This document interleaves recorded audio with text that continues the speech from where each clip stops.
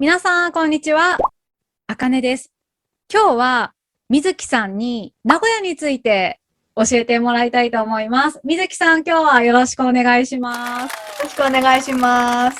はい。みずきさんとは今まで何回かコラボをしたことがありますので、こちらの動画もよかったら見てください。はい。では、早速、名古屋について質問していきます。私はですね、実は1回だけ行ったことがあって、すごく名古屋に対してはいい印象があるんですけど、水木さんは今、愛知県に住んでいるということで、名古屋は一言で言うと、どんなところですか？そうですね。なかなか一言で表すのが難しいんですけれども、そうですね。愛知県にある一番大きな町です。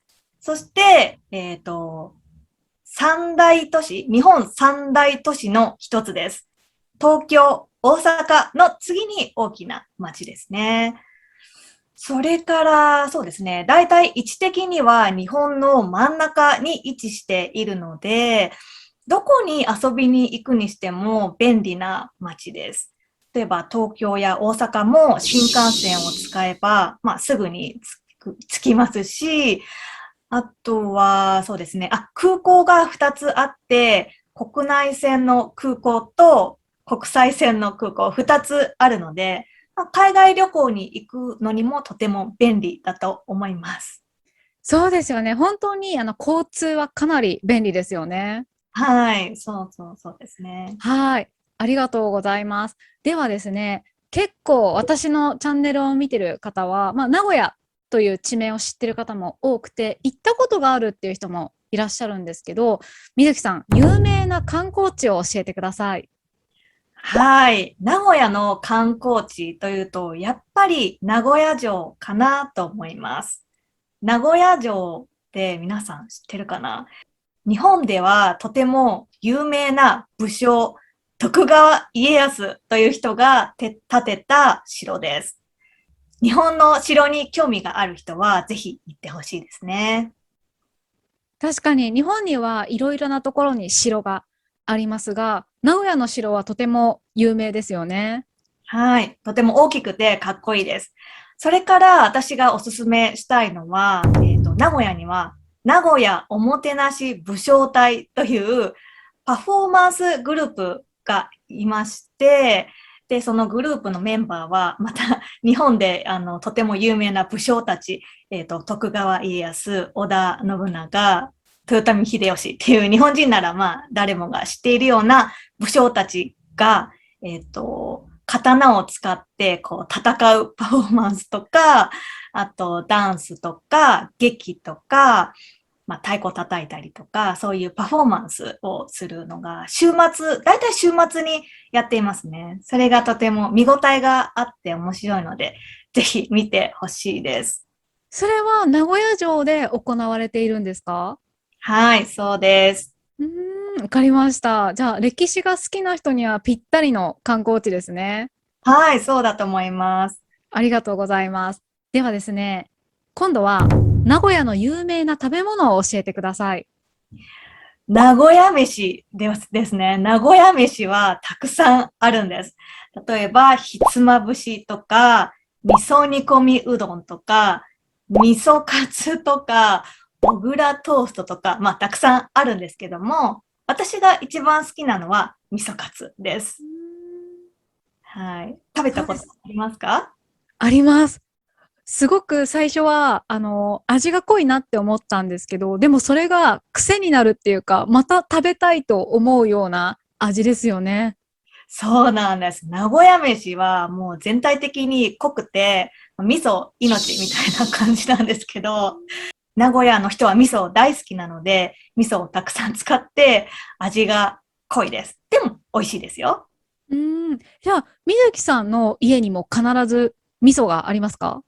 あります、あります。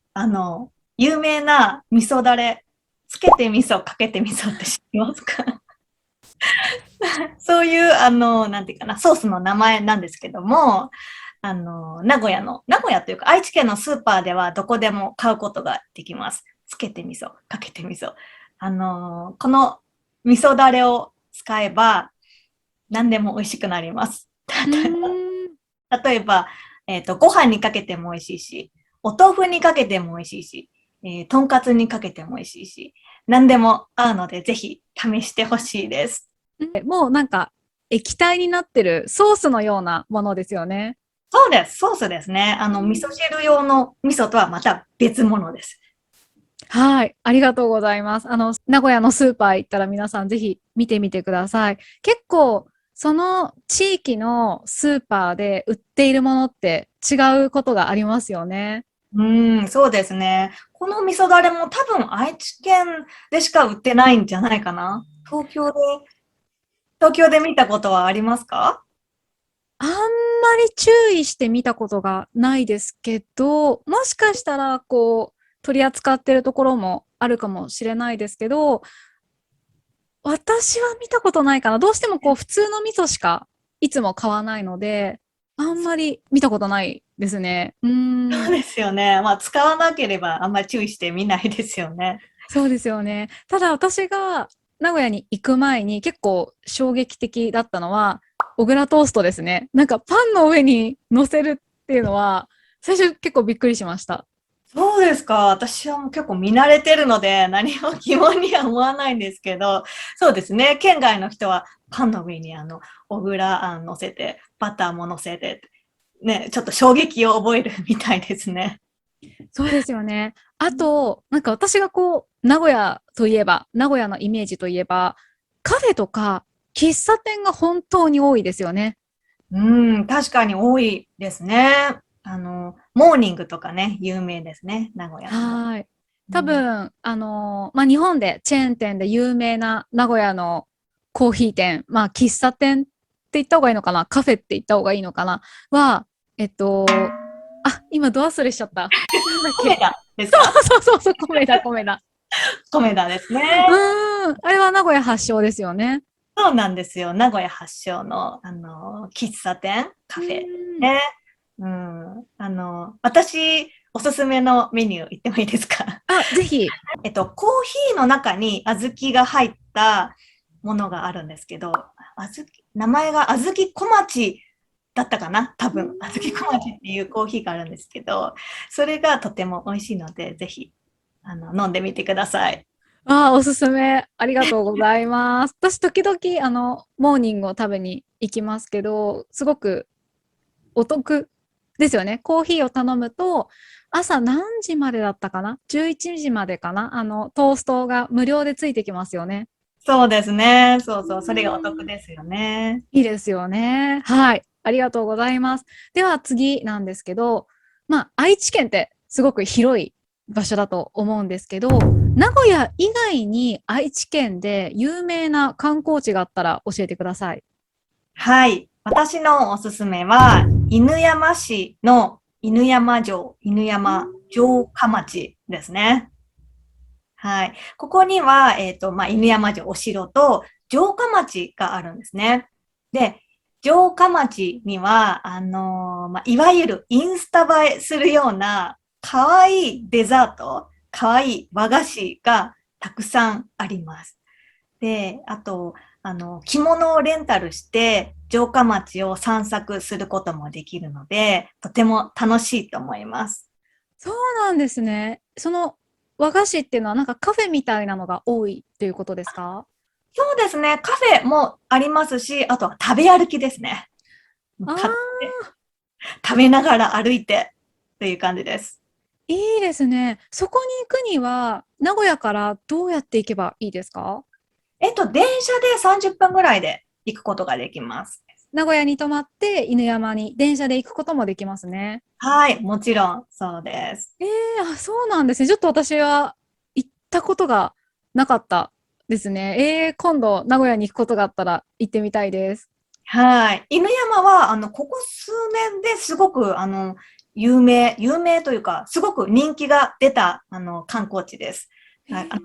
インスタ映えですね。インスタ映えする、街っていう感じで。うはい。ーん。ぜひ、インスタで犬山城下町とか犬山城って調べてみてください。ありがとうございます。早速、後で調べて、ちょっとここら辺に貼っておきたいと思います。はい。じゃあですね、最後の質問なんですけれども、名古屋には外国人の方が多いですか？はい、とても多いです。確か愛知県は日本で2番目に外国人が多い、ところだったと思います。そうですよね。まあ、あと、やっぱり愛知といえば、有名な会社がありますよね。